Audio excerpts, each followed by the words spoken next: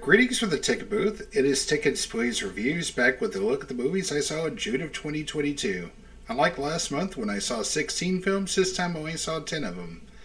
But our cinematic journey this month takes us from outer space to a road trip across America.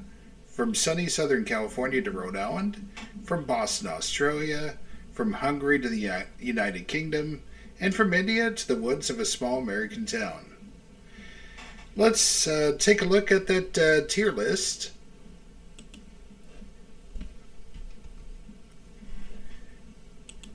Which is which I had created last month in order to rank these films. The tiers go from don't waste your time all the way to awesome. And also note that I have grades next to the tiers. Much like most schools and Entertainment Weekly, Monthly, whatever they call themselves these days, I use grades to determine my opinions on these films. Let's start with one. Hold on. Let's start with one of the most worst films I've seen in 2022 so far. Kicking things off over in the dreadful tier is a 2000 sci-fi disaster, Star Force. I've seen PS2 games with better graphics and stories.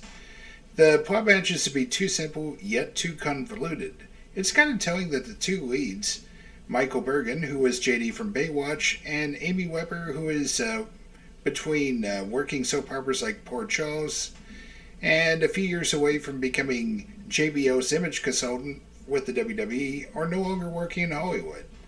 This serves as a reminder that Avatar could have been much worse. Now we're going to hit below tier, average tier with three titles.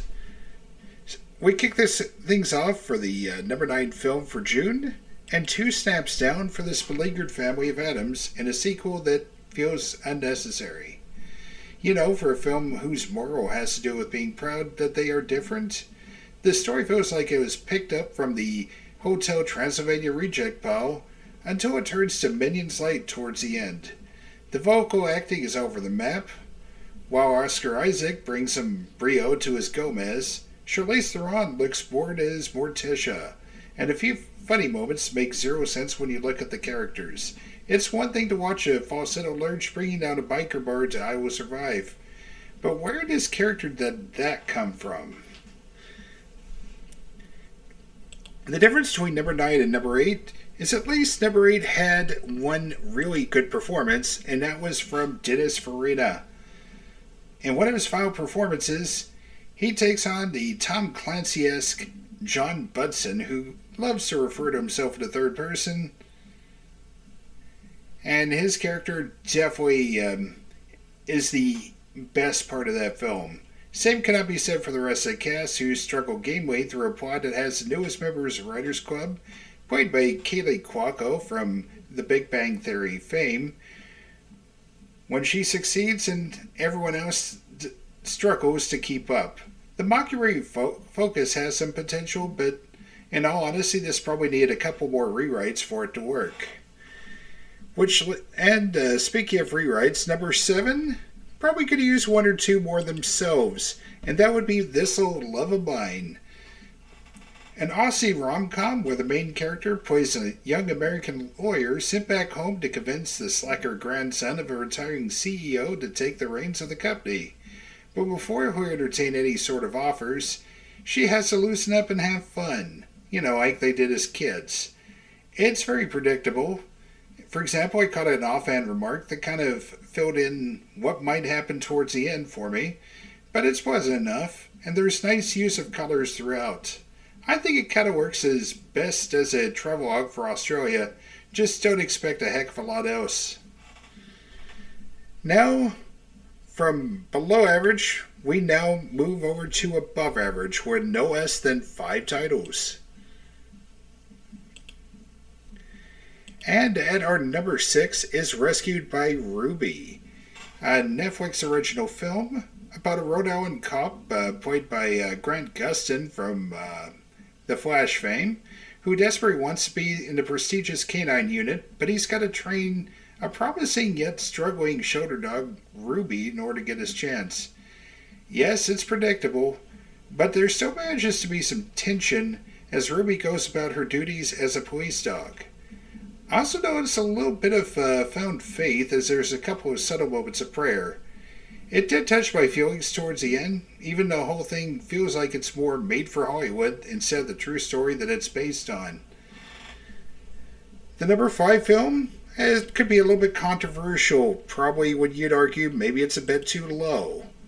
But, well, to be honest with you, the Thomas Crown Affair, the 1968 original, not the remake with Pierce Brosnan, does get off to a very strong start at the beginning, as split screens and highly precise efforts by those involved leads to a thrilling bank heist in Boston. As it turns out, Mr. Crown, a wealthy playboy, is the perpetrator who is doing this for kicks. Unfortunately, the second half spends a little bit too much time wandering around, even though there is some nice moments in the cat and mouse game between super cool Mr. Crown, played by Steve McQueen, and savvy, amoral insurance investigator Vicky, played by Faye Dunaway. A really good example of that would be probably one of the most charged games of chess that I think I've ever seen. And how amoral is Vicky? Well, she's willing to kidnap somebody in order have somebody kidnapped in order to get somebody else to confess. Like I said, there is some cool, clever moments in here, but just don't expect much more than fun time at the movies. Number 4 was a case of a film that maybe was a bit too ambitious for its own good, and that would be White God.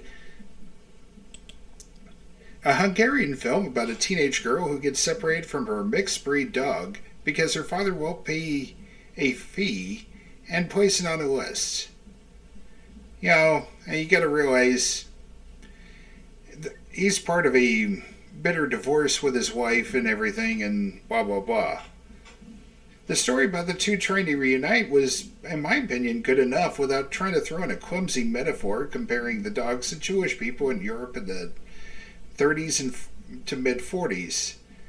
I did like the ending to this one, but when you're putting as much weight on the dog being trained for a brutal dog fight as the teen girl falling in with a mischievous older teen at a disco club, your film does have problems that, well, they should have solved. And next we have our number 3 film. The bronze medal for this month goes to Jab We Met. This film itself could be used as a prime example of what typically goes in a Bollywood film. Several musical numbers that feature extensive production, a tale of romance facing various dramatic ups and downs, and a mix of elements from Bollywood productions stirred up in a delicious stew. That hug between co-stars Shahid Kapoor and Kareena Kapoor, not related by the way, isn't all that much. As it turns out, they were dating at the time only to break up by the end of the filming. What bothered me more was the casual joking way they referred to rape. Cut it out, you two. It's not funny. What I did appreciate was the screwball comedy that reminded me of It Happened One Night and Bringing Up Baby. Number 2 film, on the other hand, well, it was a very serious drama. It was called Denial. An American professor for the Holocaust is sued for libel by a provocative historian, David Irving, over in England, where the laws favor the one bringing the case as opposed to the burden of proof being on the defendant. The sequences in Auschwitz where the defendants start to gather their evidence is definitely emotionally powerful, and the back and forth between the professor and her attorneys is fascinating. Even the trial itself wasn't too bad. The performances from Rachel Weisz as a professor, Timothy Spall as Irving, and Tom Wilkinson as the lead attorney are all solid. What hurts is the lack of things for the professor to do. She's basically stuck as cheerleader on the sidelines with only conversations with Wilkinson's character and arguing for the inclusion of survivor testimony during the trial to keep her active. Also, there doesn't quite seem to be an aha moment towards the end that kind of ties everything together. But number one this month was pretty clear, and the gold medal winner happens to be Fantastic Mr. Fox. An odd blend of a Roald Dahl story and a Wes Anderson directed film proves to be a pretty potent mix that reminded me in more than one way of Oh Brother Where Art Thou. Both films feature George Clooney as a charming rogue who does lead a plan with a bunch of colorful folks to make a fortune and better lives for each other while dealing with various characters who help her thwart their success. The stop motion animation is superb. I could watch the foxes digging all day. Throw in a strong soundtrack that blends old time rock with country music, and a character drama as Wes is known for, and the film stands head and shoulders above the rest. So, here's the question you gotta ask yourself here. What was your favorite film you've seen in June? Leave your answer in the comment section below. Be sure to hit that notification bell so you're the first when new videos drop, and leave a like on the video if you enjoyed it. Be sure to subscribe and spread the word. We will see you next time here in Tickets Place Review, as the ticket booth is now closed.